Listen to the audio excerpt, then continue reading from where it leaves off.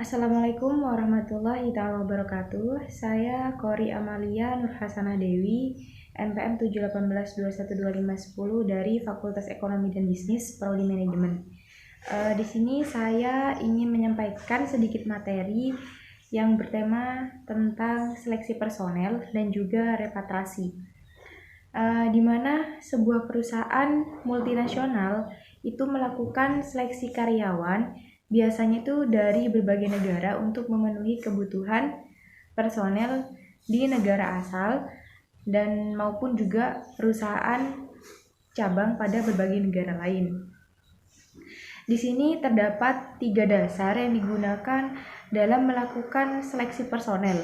Berdasarkan ketiga macam sumber atau asal personel ini akan diperoleh 3 macam jenis manajer. Kemudian di sini ada sumber-sumber daya manusia. Yang pertama ada home country nasional atau manajer dengan kewarganegaraan di mana perusahaan multinasional itu berasal. Yang kedua itu ada host country nasional di mana manajer dengan kewarganegaraan di mana perusahaan itu mempunyai cabang di luar negeri. Yang ketiga itu ada third country, yaitu manajer yang ditugaskan ke luar negeri dan yang tidak berasal dari negara asal MNC maupun negara cabang MNC, namun dari negara lain atau negara ketiga. Di sini juga ada alasan-alasan mengapa menggunakan host country nasional. Alasan yang pertama itu biasanya para individu host country nasional itu sudah terbiasa dengan budaya setempat. Dan mereka juga dapat memahami bahasa setempat. Kemudian juga biayanya itu lebih murah daripada home country nasional. Dan juga membayar dan merekrut mereka yang merupakan public relation yang baik. Kemudian juga terdapat alasan mengapa menggunakan third country nasional. Yang pertama itu di mana gaji dan biaya personel lainnya itu biasanya lebih rendah daripada home country, dan mereka juga memiliki pengetahuan pekerjaan yang sangat baik terhadap pekerjaan dan juga dapat memahami bahasa perusahaan sebuah cabang operasi. Kemudian di sini ada kriteria umum yang terdiri dari yang pertama itu ada kemampuan beradaptasi atau ability to adapt, di mana mereka memiliki kompetisi teknis atau technical competence. Yang kemudian ada kemampuan beradaptasi pasangan dan keluarga atau juga dapat dikatakan spouse and family adaptability.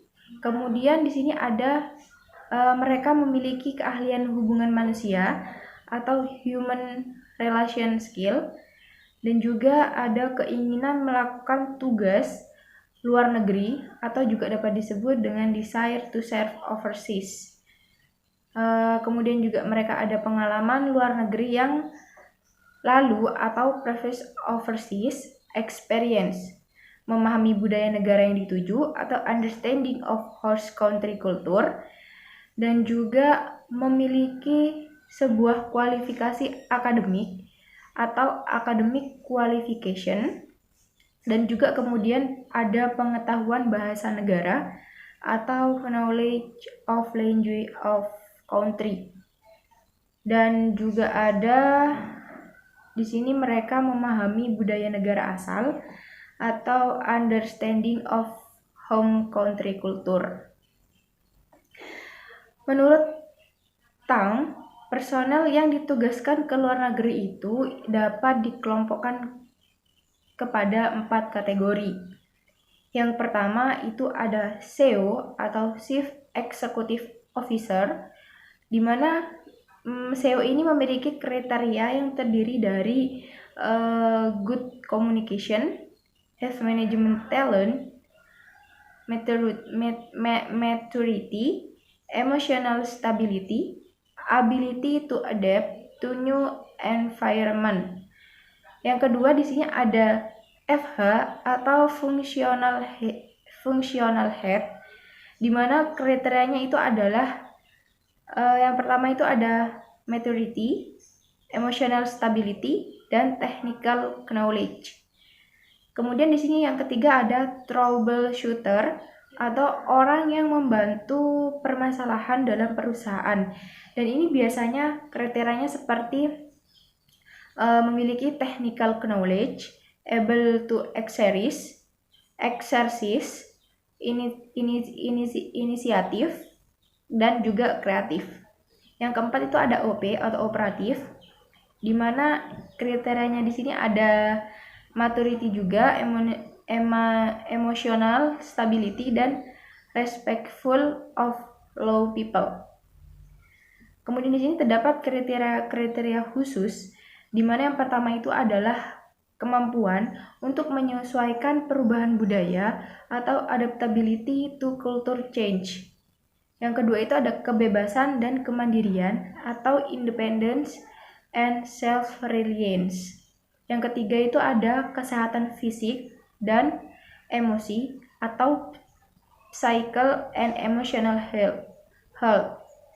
Yang keempat itu ada usia, di mana pengalaman dan pendidikan tertentu atau age, experience, and education.